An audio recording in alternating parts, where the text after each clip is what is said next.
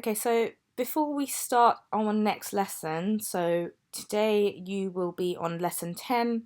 What did people in the Renaissance believed caused illness and disease? But before we start, I just want us to make sure we're aware of how to actually access our work. Um, so you should be familiar with Teams by now. If you're not, download the Teams app on your phone or your laptop, or when you are on SharePoint or Outlook, you press those dots over there and it should come up as an app, and then you click on Teams. I just wanted to let you know, so when you click on it, and you've clicked on your booklet, so your teacher may have attached the entire booklet to you or may have given you the specific lesson. But I would suggest if you've been given the entire booklet, you make sure that you keep that booklet as an ongoing document so that you can continue doing all your lessons on it. And when you try to edit your document, so this is going to be the screen that comes up for you, make sure you are clicking Open in Desktop App. And then that's just to make sure that it's not kind of all over the place, because we've been getting a lot of emails about it not being in place. And the way that kind of avoids that is if you press Open in Desktop App, and that will also allow you to properly type in your answers, creating a text box to do so.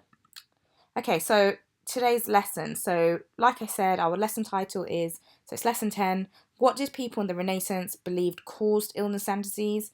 So by the end of today's lesson, you should be able to evaluate, so our learning objective, is to evaluate the level of progress made in the Renaissance regarding beliefs about illness, diagnosis, and the spread of medical ideas. So by the end of today's lesson, you should be able to identify change and continuity in Renaissance, the approach to beliefs about illness, diagnosis, and spread of disease. You should be able to assess the degree of change, and you should be able to assess the impact that change had on medical progress. So later on in this lesson, we're going to think about what actually progress in medicine and health looks like, and come up with a success criteria so that we know when we think about progress in the Renaissance and actually throughout the entire time period, what are we actually talking about? What is progress in medicine and health? So before we start off, just make sure that you kind of have an idea about what illness and disease, what people believed caused illness and disease in the Middle Ages. So over here we have some ideas. Just make sure that you're fully aware of that. And then if we go on to our actual document here, so the first task, what you have to do is you just have to read through each box, and each box, it's a box of information about what's happened in the Renaissance. And these things, they're regarding communication, so how information or medical ideas are spreading, information about the cause of disease, and information about how people are now diagnosing those diseases. So it's really important that you're engaging well with this, because it's a kind of summary of what's happened in the Renaissance period regarding illness and disease. So what you actually have to do is you read each one. I would suggest we take 2 highlighters. And what we're looking for examples of change in the Renaissance. So I'm going to put that in yellow. And ideas of continuity in the Renaissance. And I'll put that in green. So obviously you probably are familiar with those words anyway, because you would have looked at them in the first lesson of year 10. The ideas about this entire thematic course is looking at how medicine and ideas about health has changed, or whether things have stayed the same. So the reason why I wanted you to kind of recap what you know about the Middle Ages and the ancient world is because we need to read through each one, and then you will be highlighting examples that have show change or show continuity. So continuity means staying the same. So things that are happening in the Renaissance that happened in the Middle Ages in regards to communication, cause of disease, and diagnosis. So already from the top of my head, I can see over here that in the Renaissance, so this box is all about the Renaissance, we see bloodletting was a common treatment. And if we think about what we know about the Middle Ages, we know, well, bloodletting was actually common in the Middle Ages as well. So we know straight away that 8 would be an example of continuity. So that idea, that concept has stayed the same in the Renaissance period from the Middle Ages. So if we look at change, we'll look at the first box here, and we need to read through it and decide, is that change or is that continuity? So reading the first box, Thomas Sydenham, so this is a person who we haven't met before. Thomas Sydenham, in the Renaissance period, he did not always resort to the common treatment, bloodletting, but would prescribe other methods. For example, roast chicken and wine to restore strength.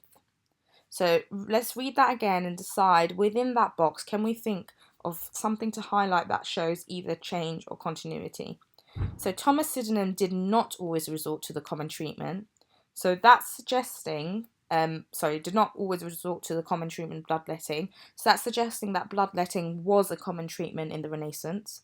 So we might want to put that as continuity. But Thomas Sydenham would prescribe other methods. For example, roast chicken and wine to restore strength. So it's saying here that he did not always resort to bloodletting, but would do other things. So we can think that Thomas Sydenham is a clear example of change. He didn't do bloodletting, he would do other methods, and then we're going to highlight his other methods to show change. Now, Thomas Sydenham is a key person in Renaissance medicine, and that's because he's key in showing the idea of change. So when you see him, you will hopefully, as you read through the box, see how he is an example of pushing this change. So if we were to think about our medicine factors, he's an individual who promoted this change. And in this case, we're talking about treatment. So what you have to do, I'm not going to do them all with you just because I think they're fairly simple. You just have to read through each one and decide whether that's change or continuity. Now, you can either obviously do the entire box, the entire table, and then do the next task, or you can go through each one while it's still fresh in your head. And then what you have to do is when you scroll down, we see here a continuum. So over here we have continuity and we have change. And what you have to do is you need to place each box somewhere along this line. And the whole point of that is because you're trying to assess how much change there was. So you need to think the fact that, let's use number 8 for example. Sorry. The fact that number 8 is saying bloodletting was a common treatment, would you say that shows change or continuity? So that's the first thing you need to do. You need to decide which do you think it shows. So we've already distinguished that using our key is continuity. So you know it's going to be somewhere over here. You then need to decide, well, how much continuity or change is that showing? So the fact that bloodletting was a common treatment, I would say, well, that's basically saying things have stayed completely the same. So I would put it somewhere really close to this area here. And then the second bit that you need to do, so you need to get a text box. So once you've opened it in desktop app, you'll be able to do this. Put in there that you're going to put question number 8. And then you just need to explain why that shows continuity. So you're just justifying why you've put it on that place. This one, obviously, because the information's quite brief, it's literally just telling you, well, it's a common treatment. You would say something that like this shows, so I would suggest using that as your sentence starter always. Continuity, as in Middle Ages and ancient world, bloodletting was common.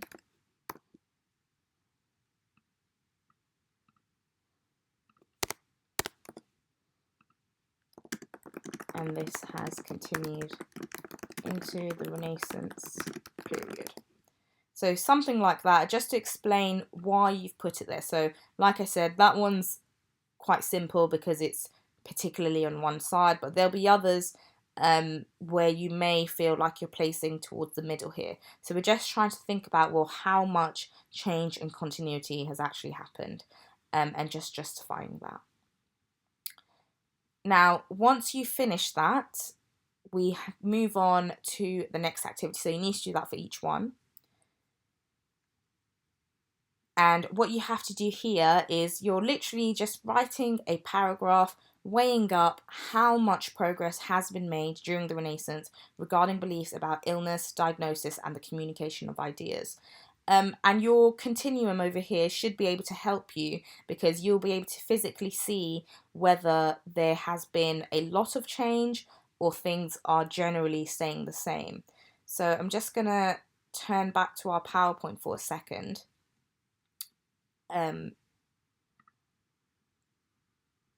Just to look at these images here. So just to give you a bit of a hint about the gist of kind of medicine of the Renaissance period. If we look at the three sources here, we've got source A. So these are sources all about progress in the Renaissance period.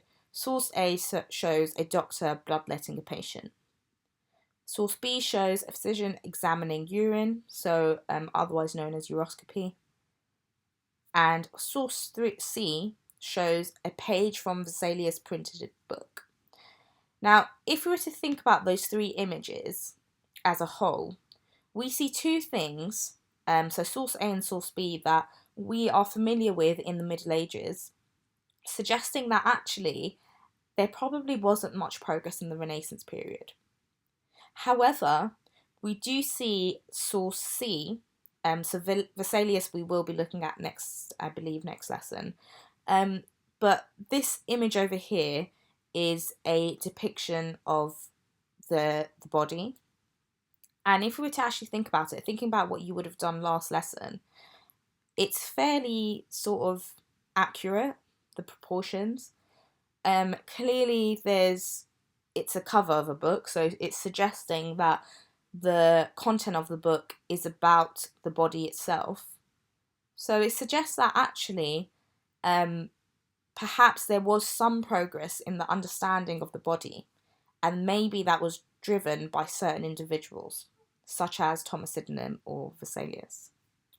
Now, the reason why I wanted to just go through the PowerPoint very quickly is because when we think of medicine, so this next page you should get pretty familiar with because you will be seeing this box over here in this booklet and the next booklet quite a bit.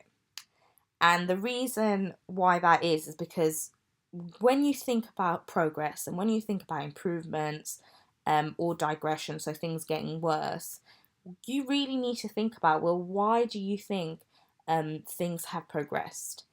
And what we've given you here, so for this medicine paper, we've kind of given you an idea what you could say. So what does progress in medicine and health look like to you? So you need to think, what does it mean to have a good healthcare system or things to be improving? You may already have an idea. You might have thought as you were learning about the medieval period, what needs to improve in medicine. And that we're going to call, so it's a success criteria or a valid criteria for progress in medicine. And the way we remember it in lessons, so from now on, is we call it simples. Now, obviously, in an assessment or an exam, do not write the abbreviation simples because your examiner won't know what that means. This is something that as a department, we are telling you to kind of memorize this so that you have a criteria of what progress in medicine and health looks like. And what it stands for is, when you think about progression in medicine, you need to think, well, has that progress saved lives? Has that bit of progress improved medical knowledge? Has it made people healthier? Has it had any public benefit? Has it benefited people widely? Has it led to other discoveries? Has it eradicated, so gotten rid of certain diseases? And has it stopped infection?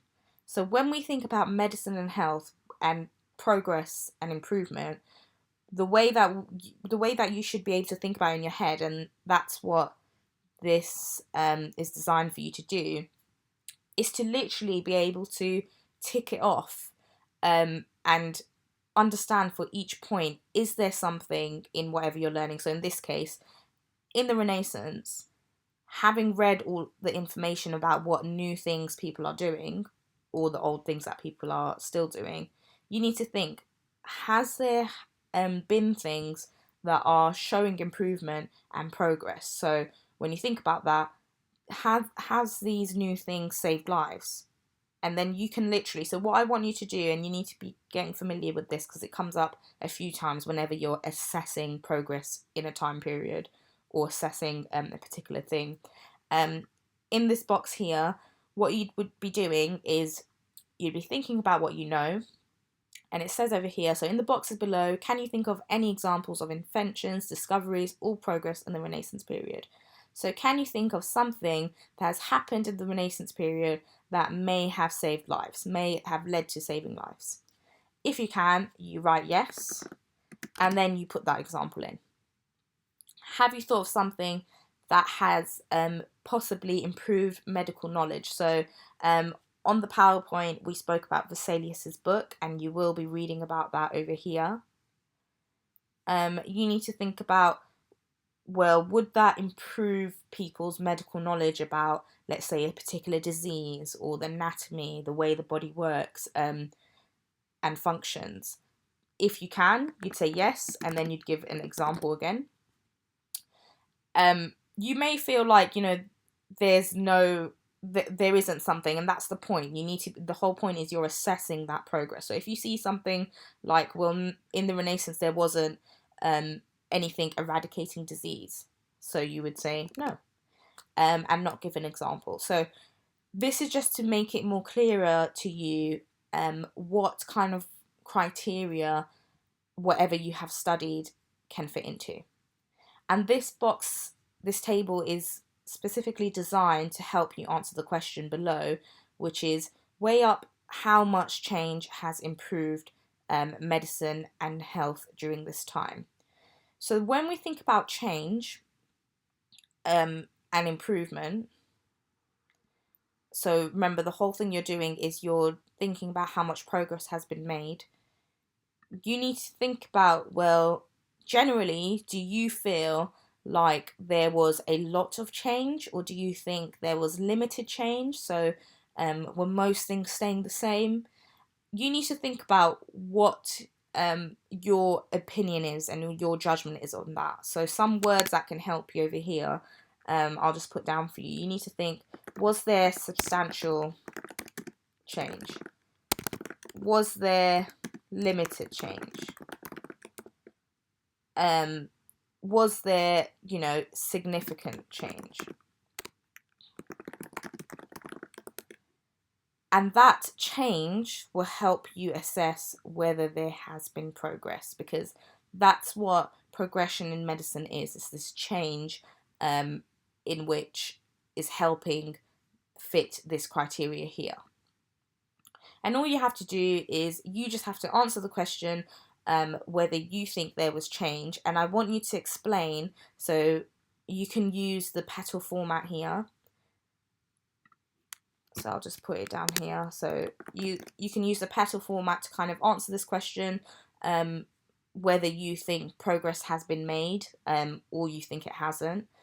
And make sure that when you are writing, so your point would be, there has been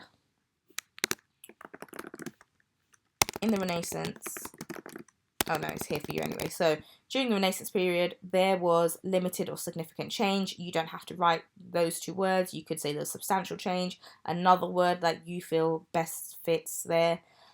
You then have to give an example of what you're explaining. So if you say actually there was limited change, then give your example. Talk about how, bloodletting was still common. Talk about all those things that you would have read through that suggest that people are still believing the concepts in the Middle Ages.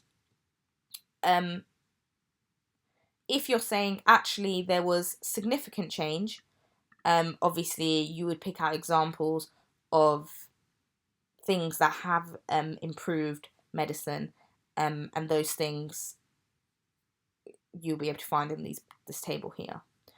Now, what's really important here is that you need to start making sure that when you're analysing that change, so you would have done your point, your example, obviously if you're saying that there's both, then you'd have to be arguing both of those things, because remember, you're just weighing up the progress here.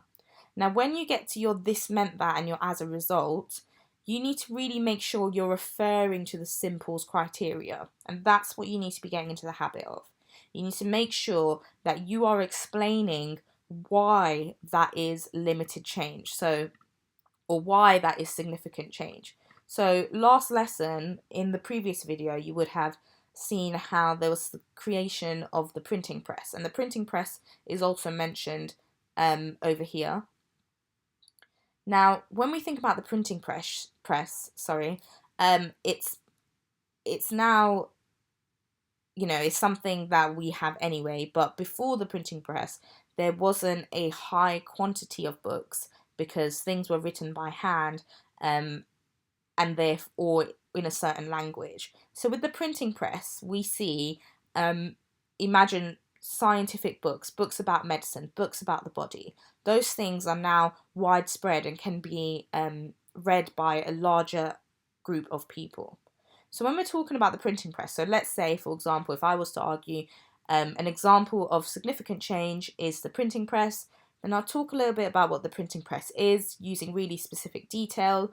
For example, when it was created, an example of something that was created. I'd explain why that's so important, those particular books, and the benefit of having those books widespread. And then I'd want to make sure that I'm able to think about, well, what criteria does that fall under? So when I'm thinking about communication of ideas and the printing press letting people have more access to science, books about science, books about the body, sorry, not books about science, books about health, books about the body, different theories about how to kind of diagnose disease, I would then think, well, actually, if I'm looking through my criteria, that could fit under a couple of things. That definitely could save lives if more people are having more knowledge. That definitely is improving medical knowledge. That definitely benefits the public, and that potentially could inspire people to create other discoveries if they're reading more about a particular thing. So actually, after I've kind of, explained the importance of that change with your this meant that, as a result, you could actually go even further and explain why that actually is able to fit into a certain criteria. So that's all you need to be doing there. So there are some sentence starters over here to help you, but ultimately what you're doing is you're just weighing up how much progress has been made during the Renaissance, and all that information can be found in this area here. And once you've finished, let me just move this up.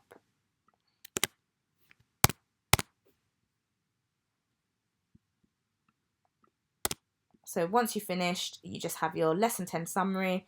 And for your lesson 10 summary, you can make a point about, so let's summarize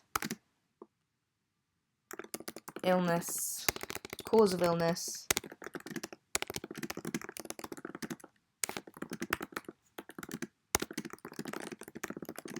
just summarize that for me. Let's have another point about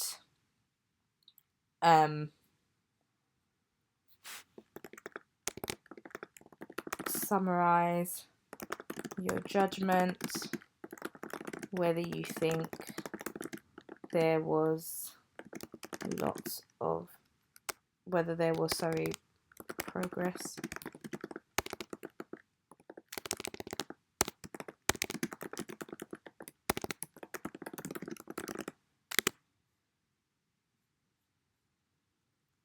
And pick out some really key points here. So a comment about Thomas Sydenham.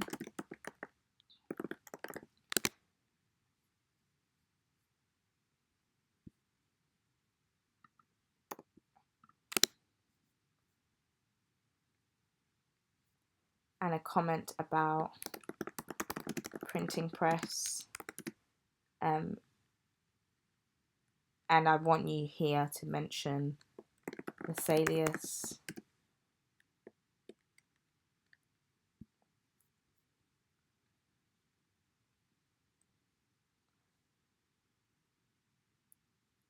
And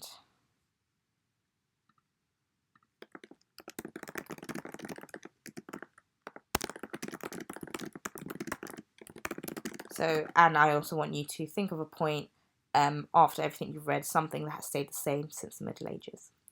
And then once you've done that, you are finished. Thank you.